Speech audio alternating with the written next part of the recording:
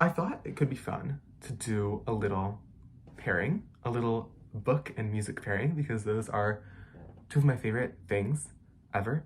So I thought I would do it like recommending an album based on a book you like. And I feel like it could also work vice versa, recommending a book based on an album you like. But I feel like for some reason, book people would be more receptive to albums than album people would be to books. Because I feel like book people like albums, but album people don't always like books. Maybe that's a generalization, but I don't really care. Let's start. Okay, so the first book I have is My Year of Rest and Relaxation by Otessa Moshfegh.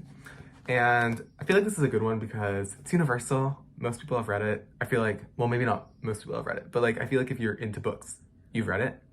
Maybe that's also actually not true. I feel like if you're on a very specific side of book talk and you're annoying, then you've read this. And I count myself in that. So if you've read that, I feel like you would like When the Pawn by Fiona Apple, trying to make it not reflective. And most of the albums I'm using are ones I have in CD form because I feel like that's just easier to hold up.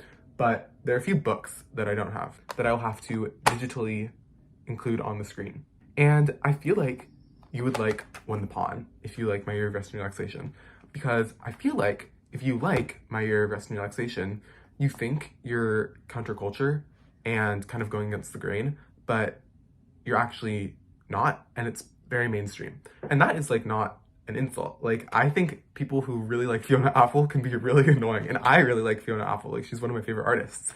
But I feel like there's this myth that liking Fiona Apple means that you are like the most alternative person to ever roam this earth, when in reality, millions of other people also like Fiona Apple, and they're all equally annoying about it. I feel like I'm being too mean to Fiona Apple fans. I am a huge Fiona Apple fan, but also this album specifically, it's very like angsty, and I feel like if you're at a time in your life when My Year of Rest and Relaxation is really resonating, I feel like When the Pawn also will really like resonate. Yeah, okay. Then, for Sex and Rage by Eve Babbitts, I feel like if you like Sex and Rage, you're like actually a bit underground, a bit more counterculture, because I feel like liking Eve Babbitts is inherently a bit more counterculture than liking Otessa Moshfegh. But still, it's not like completely unknown underground. Like, she's a very prominent author. So for her and for this book, I chose Exile in Guyville by Liz Phair.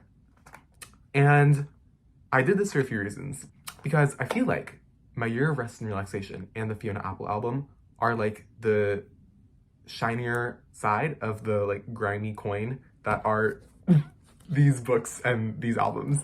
And this one is like actually a bit more underground. I think this Liz Phair album is less known overall than that Fiona Apple album. And Liz Phair is also definitely less known than Fiona Apple. But I feel like there's a homemade, like grimy, I think I just said grimy, but like dirty quality to this album that is really appealing, for me at least. It's one of my favorite albums. And I feel like the same thing kind of applies to this Eve Babbitts book. Like, it's a bit unpolished, I think, and it's kind of messy because I feel like the decisions that Jacaranda makes are decisions that Liz Phair is making in Exile and Guyville. And I feel like even just the title, like Sex and Rage, like this has that in spades. Like, the most famous track is called Fucking Run, and it's all about being alone forever. So yeah, I feel like these two are like really good pairings. So if you like Sex and Rage, definitely try Exile and Guyville. And if you like alternative rocky stuff, I feel like it would be your jam. Okay, then this is a fun one. Down the Drain by Julia Fox is a book that I actually think is not written very well. Maybe that's controversial, like entertaining, extremely entertaining, but I don't think it's actually technically written very well, if I remember correctly. But it's so, like, you just like tear through it in a day. And it's written by someone who I feel like is not someone who you might think would write a really entertaining book, but who did nonetheless. And I think this photo is funny because she looks extremely muscular. For Down the Drain, I feel like this is like self-explanatory. I paired Crash by Charlie XCX. And this might be surprising because I feel like some people might say, oh, if you like Down the Drain, you should try Brat. Well, I feel like no, because I feel like Brat is so mainstream that Down the Drain is not popular enough to justify me like pairing it with it. And also I feel like everyone's heard Brat. Like it's not like a revelation to be like, oh, you should listen to that album, because you probably already have. So I feel like I would choose Crash because it's slightly less known. I mean, it's still by Charlie XCX, so it's a pretty popular album. But besides the visual similarities, I feel like it's not like a technically completely sound body of work. Like, I don't think Crash is a perfect album by any means. I think it's really good, but I don't think it's excellent. I think Brat is definitely better. But I feel like there's a quality to Crash that just fits with Down the Drain, like of this era of Charlie XCX when she was doing her little mainstream thing. She was trying to be mainstream. I feel like they just share this like celebrity status. Like, I feel like Charlie was trying to be like mainstream pop girl, and it obviously didn't really work. With this cycle, it obviously did with Brat. But I don't think that Julia Fox released this to like gain notoriety, because I feel like she already had it.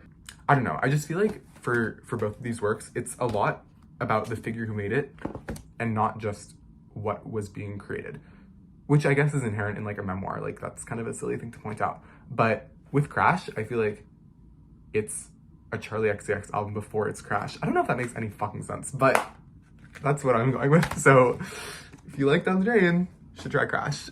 Doing a bit of a 180, I have Coventry by Rachel Cusk. And Rachel Cusk, I think, is perhaps one of the most intellectual writers I read. I just feel like her stuff goes right over my head. I just feel like I'm not quite smart enough to totally like glean what I should be from what she's saying. But I really like reading her work. I feel like it's very nice in the mouth, which is perhaps a weird thing to say about a book. But the album I'm pairing with Coventry is this Joni Mitchell album, Travelogue. And this is perhaps a less known Joni Mitchell album. If you like Joni Mitchell, you probably know Blue or Court and Spark, but this is actually a revisiting of her past works orchestrally. I think it was recorded in like 2002, so a bit later into her career. And I'm pairing these because I feel like this is a more mature Joni Mitchell album just because of the age she was when she like revisited her past works. And it's really good. And I feel like Coventry is also a bit of a mature book. Maybe I'm just dumb and I like can't understand her stuff, and perhaps it's actually not mature as I think, but I do think it's pretty intellectual. And I think this is the most intellectual Joni Mitchell album, whatever that means, just the most mature one. So if you like Coventry, you should definitely try out Travelogue, vice versa. Okay, so this next one I don't actually have the physical book because I gave it to one of my friends for her birthday and she's keeping it, but the book is Death Valley by Melissa Broder, and it's a very absurd book about a woman who gets lost in the desert, and she's just like wild. Melissa Broder, her stuff is crazy, very abstract and absurdist and strange, and I really love it personally, but I know people who have read it and they're like, I hate this, it's not for me, and that's totally fair.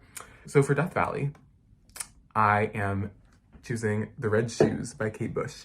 And Kate Bush is another one who I feel like is known by the public for some stuff, like Running Up That Hill, obviously, and Babushka. But The Red Shoes is definitely a lesser known album by her. It was released in, I think, 88 or 90, 91, or maybe even 93. And it's weird, it's strange. Kate Bush is always strange, but this one is, I think, a particularly weird album for her, with the vocal flourishing she's doing and the beats and just the strangeness. She's just weird. Kate Bush is just a weird person in a really good way. This is a really good album, and I think it's underappreciated. And I don't think Running Up the Hill should be the only piece of Kate Bush knowledge known by the public. But I feel like if you like Death Valley, you are not afraid to like something that's a bit, not counterculture, but strange and out there. I feel like if you admit in public that you like The Red Shoes, you're also not afraid to get a bit of backlash. Maybe not backlash because no one actually knows it, but some side eyes perhaps. So The Red Shoes. My favorite song on here is probably Rubber Band Girl, followed by Lily. Lily's really good. Okay. One more book that I don't have with me. I don't know where it is. I read it this year and I put it in my bookshelf and it completely disappeared. I have no idea where it is. It's probably like somewhere right under my nose, but that would be Daddy by Emma Klein. And I know people have gone gaga for some of Emma Klein's other stuff, like The Girls and The Guest, but I haven't read either of those. I just read Daddy, which is a short story collection. And I feel like it's the kind of thing that you read in public, so people ask you, like, what is that? Because it's called Daddy. So you're like, But I've chosen something that's a bit more low-key for it, and that's Pang by Caroline Polachek. And I feel like the magnitude of me liking these isn't always, like, because I liked Daddy. I didn't love it, but I love this album. But I chose it because Daddy is very, I think, kind of low-key in its qualities. Like, it's kind of describing mundane, not always mundane, but kind of like the intricacies of human relationships and familial relationships. And I think it can get like a little bit stereotypical at times and like saying things that have been said better by other people, but I still think it's really good. And Pang, I think, is also kind of low-key in its qualities. It's not a very upbeat record, except perhaps for So Hot You're Hurting My Feelings, which is her most popular song. But other than that, it's a very quiet, kind of meditational album, and it's really beautiful. Parachute, the last song, is amazing. It's probably one of my favorite songs ever, but I think it's still like, there's a bit of weirdness in this, especially with the vocals. Like, she does this thing where she goes like, I'm not gonna do it. Actually, on second thought, as soon as I was like, I'm gonna do it, I decided I was not gonna do it. But she does these like vocal flips, I think she calls them, and they're strange and they kind of catch you off guard and they sound like autotune, but they're not. And I feel like Daddy is also like just a little bit weird in its storytelling. And I feel like the weirdness in Pang is kind of like the weirdness in Daddy. Except this album is amazing, so I don't even care if you like Daddy, you should listen to it anyway. Okay, and then I think finally, the book Birds of America by Lori Moore, which is probably one of my top 3 favorite books ever, if I had to quantify quickly in my head. I would pair this with Homogenic by Bjork. And this is another one where I feel like if you're into slightly alternative music, you definitely know it. And I feel like there's a very specific kind of music geek who obsesses with Bjork and doesn't really like any other female artists, which is kind of annoying to me. I don't really like those people. But I mean, Bjork is incredible, and this album is really incredible. And I chose it because I feel like Lori Moore is kind of like, I think I was saying earlier how there are authors who do what Emma Klein does in Daddy better than she does, and I think Lori Moore is one of those authors. Like, she does the exploring of the intricacies of relationships, but she's funnier, and I think she's more perceptive. Not to throw a ton of shade on Emma Klein. I think she's still talented. I don't even know her. But Lori Moore is just really great. And I feel like this Bjork album, Homogenic, is it's kind of funny. I just think Bjork is like funny as a person. Maybe not in this album specifically, but like in It's Oh So Quiet in Post, or like in some of her other works, she's just like a funny person. Like, I am grateful grapefruit. That's like something she said when she received an award once. I forget where it was. I think I saw it on Instagram. But this album is beautiful and kind of like, I don't know, the songs are kind of like insular in the way the stories are in Birds of America. And I think they're very observational and they paint like a very full picture in Homogenic. Kind of how Lori Moore paints full pictures in her stories in Birds of America. And I think there's something very human about Homogenic, which is maybe weird because I feel like Bjork is like not a very like human artist, only in the sense that like she's so out there, it's like she's an alien sometimes, I don't know. But I think the songs here are like so beautiful and human, and I think it's the kind of human that Lori Moore is really good at describing in her writing. So, yep. Okay, I think that's it. I was going to do a pairing of an Emily Henry romance novel with a Taylor Swift album, but I feel like that's a bit too mean because I didn't really have anything good to say. So just know that that is the unsaid pairing of the video. But I hope that was enjoyable, and I hope that you listen to some of those albums because most of those are some of my favorite albums ever, and some of those books are my favorite books ever. So I hope you listen to them and enjoy them, and I hope you got something from this. So